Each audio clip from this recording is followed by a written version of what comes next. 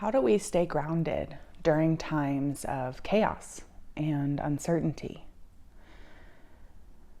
I've always thought that it's not a question of whether or not someone deals with self-worth issues, with post-traumatic stress. It's always a question of to what degree, because we all go through times in our lives where we feel uncertain, where we feel fearful, where we feel we're not able to rely on the people, the places, or the resources that we used to.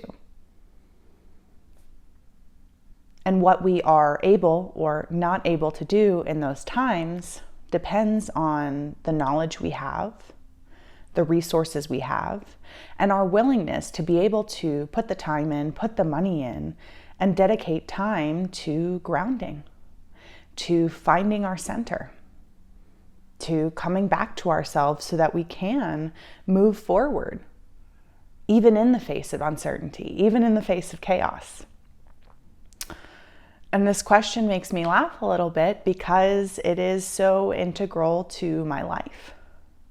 The seasons that I have lived through have felt like one unpredictable event after another. And for a lot of my life, until I had the resources, the know-how to be able to ground myself, to have the freedom to choose a different thought, to choose a different behavior, I felt largely ungrounded. I felt largely unsafe. I felt anxious in many, many ways. So my hope is, that this will provide you a roadmap, that if you are feeling ungrounded in times of uncertainty or chaos, you can come back to one or more of these techniques that once learned, it's yours. You can come back to it whenever you want, anytime that you feel that inkling of like, oh no, what's going to happen? Or I'm feeling fearful, to get back into that state of grounding, of trust within yourself.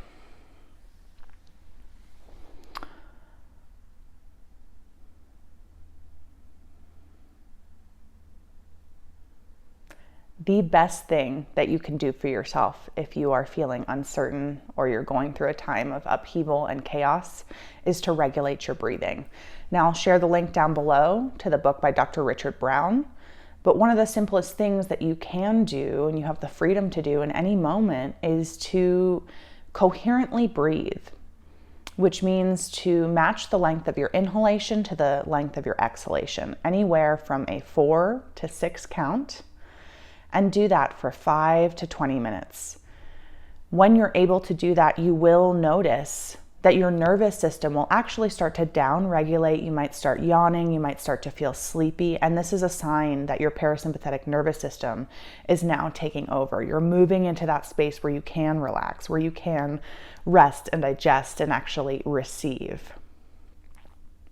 So going through the book, there is a CD that comes with it. I'll also link below that a website called Coherence, where they do actually have pre-recorded audio tracks. Now you can absolutely sit down and count, inhale, 2, 3, 4, 5, 6, exhale, 2, 3, 4, 5, 6. However, what I've seen for some clients is having to have an awareness of the numbers, especially if you're, like a type A personality, can actually kind of keep your nervous system still revved up. So you're not actually dropping down into that relaxation state that we are seeking in those times where we feel uncertain and anxious and afraid. So it can be really helpful to have an outside track that you just listen to. That way you can really relax and let the chimes or let the speech actually be your guide. That is the most helpful thing through and through that I always come back to. Number 2 is finding some practice that really grounds you in your body. Because a lot of the time when we're feeling uncertain, when we're feeling fearful and like things are too chaotic and we're starting to question like, oh no, do I have the capacity to handle this? How am I going to get through? It's usually because all of our energy has shifted up into our heads. We're disconnected from our body. We're disconnected from our grounding. We're disconnected from our knowing. So for me, doing a practice like Kayut Yoga, which is the yoga of adaptability, It's really focused on practicing slowly without any kind of sound or music, to where we're doing different shapes, different poses to clean out the joint structure over time so that we actually age without aging, meaning we age without loss of range of motion, where we can actually increase range of motion, we can increase healthy tone and strength within the joint structure so that we're not getting sprains, so that we actually have the strength to lift up the cast iron pot, or, go for a walk or a run down a mountain and have our ankle actually shift without it creating an injury. Kayut yoga is personally my favorite practice that I like to come back to. But anything that gets you into your body, go get in nature, especially if you're an empath, especially if you're a highly sensitive person. When you go into nature, you're connected to Mother Earth. You're connected to something that is greater than you.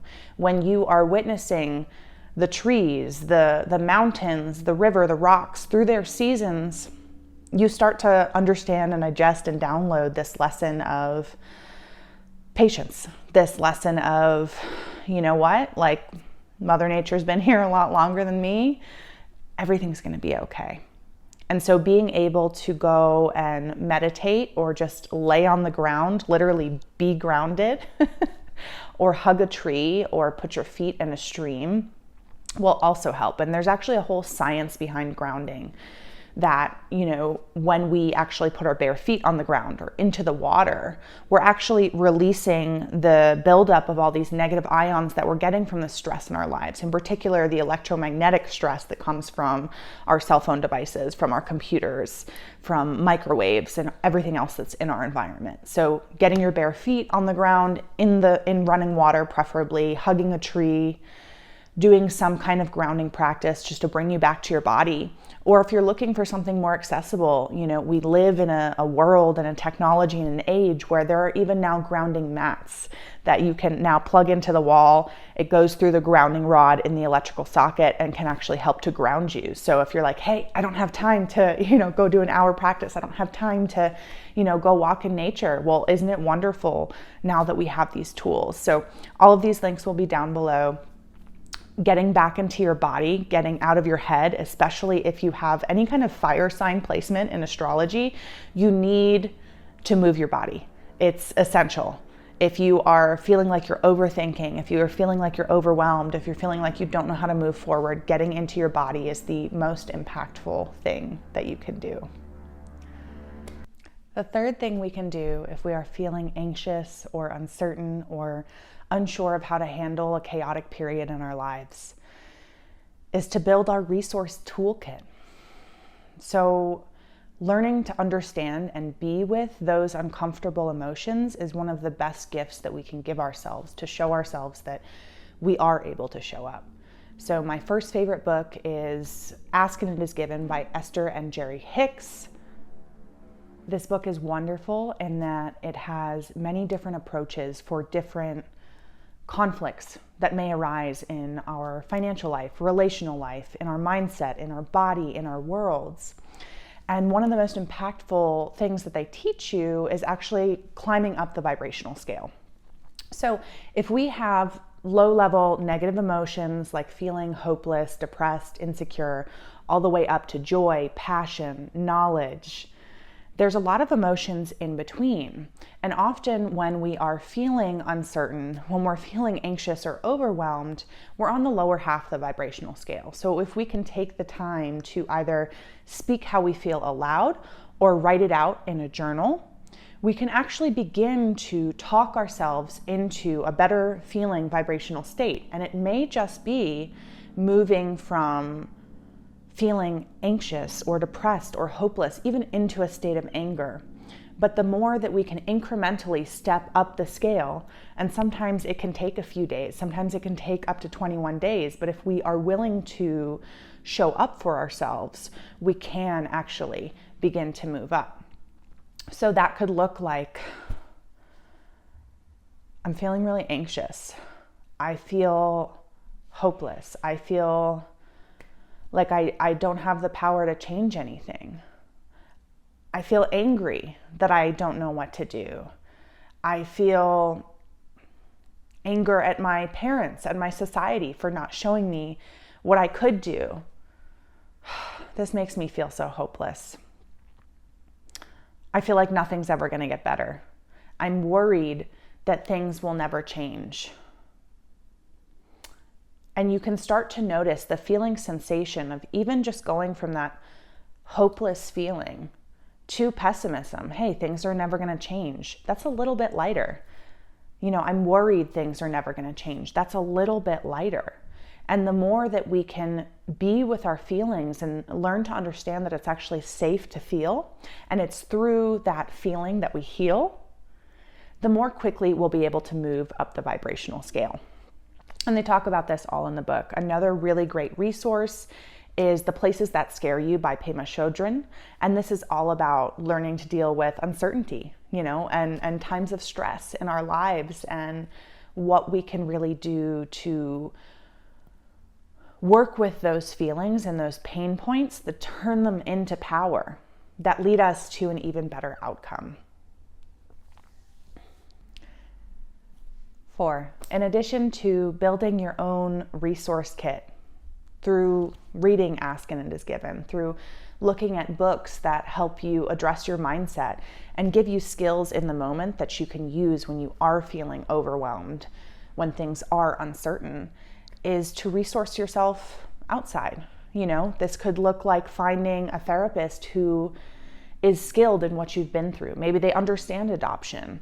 Maybe they understand insecure attachment. Maybe they understand high sensitivity, astrology. Maybe it's all of them, so that you can truly express what it is you're feeling. Because a lot of the time, if people are on a self-healing journey, if they've been drawn to a healing field, usually it's because they have some variation of feeling like there's something wrong with them or feeling like they're alone. And I know a lot of the time, myself included, it can be really, really easy to learn all these things and constantly rely on yourself and expect yourself to find the solution, sometimes to your own detriment. And so also recognizing and knowing when you need that outside support. Yes, all of these other things that I've spoken about are wonderful to learn, to include in your daily routine, especially if you are highly sensitive. You do need to be religious about your self-care to stay balanced. And it's really important to have a community that supports you. So finding a therapist who is qualified, who is experienced in CBT, DBT, and has an understanding of your background as an empath, as a highly sensitive person, as somebody who understands, complex family dynamics, so that they can really see you, so that you walk away feeling heard, feeling understood, feeling seen, and feeling like you are well equipped with the tools to move forward. And it's why I always encourage people to essentially have an interview process. Like, just because a therapist is in network does not mean that they're the person for you. So be diligent, be disciplined, ask questions, make sure that you feel some kind of heart resonance with this person, to where you feel comfortable being vulnerable, to where you feel comfortable divulging things about yourself, so that you can start to feel some confidence when you reach those places that are scary, that are uncertain, that are chaotic, so that you have the resources and the people to lean on to move forward without a breakdown, but rather starting to see those moments as opportunities for breakthrough. And if you're more of a spiritually inclined person and therapy doesn't necessarily resonate for you, then finding an energy healer, finding a massage therapist, finding somebody who does some kind of somatic work with essential oils, work with crystals, something that you feel a hell yes in your body and your biology. Whether that's me or many of the other qualified people that we now have access to through the age of technology. There's so many resources available to you at your fingertips if you can just be willing to open yourself up and take action. And you can use Mel Robbins' technique of the 1, 2, 3, 4, 5 and just do it, even if you feel uncomfortable. Reach out, do something. And then number 5 is, your immediate community. Outside of yourself, outside of the qualified professionals and, your wellness team, is taking a look at your community. Do they have the things that you want? Do they inspire you? Do they uplift you? Are they positive? Do they work on themselves? Are they spending time doing physical exercise? Are they spending time working on their mindset? Because there's a famous quote that says, we're the average of the 5 people that we spend the most amount of time around. And so if you're feeling uncertain, if you're feeling anxious in a time of upheaval or change and you're not sure how to get grounded, can you reach out to your community? Can they hold you in those moments of high stress? Can they encourage you to do some of the things that I mentioned, whether that's breathing, whether that's yoga, whether that's getting into nature, or seeing a massage therapist, energy healer, therapist? Can they hold space for you? Can they reflect back to you that you're capable? Can they offer a tool? Can they listen to you and ask impactful questions that lead you home to yourself? And getting really, really clear on the kind of community, the kind of resources that you want to have around yourself. And if the answer is no, I don't feel comfortable reaching out to the people around me, okay, well, sit with that for a moment. What would it look like for you to have people who can support you, who can hear you, who can help you move through those moments and are willing to? What would that look like? Is there somebody in, your vicinity that you've wanted to reach out and connect with? Is there somebody on social media that inspires you that you could reach out to better resource yourself, to feel seen and heard and understood? And can you make the commitment to be brave and to show up for yourself and reach out to that person, to reach out to those people, so that you can feel a little more grounded in this moment of moving through uncertainty or stress or chaos? Thank you for tuning in. Thank you for listening. I will post all these resources down below. And as always, if you have any questions, let me know. Have a good week.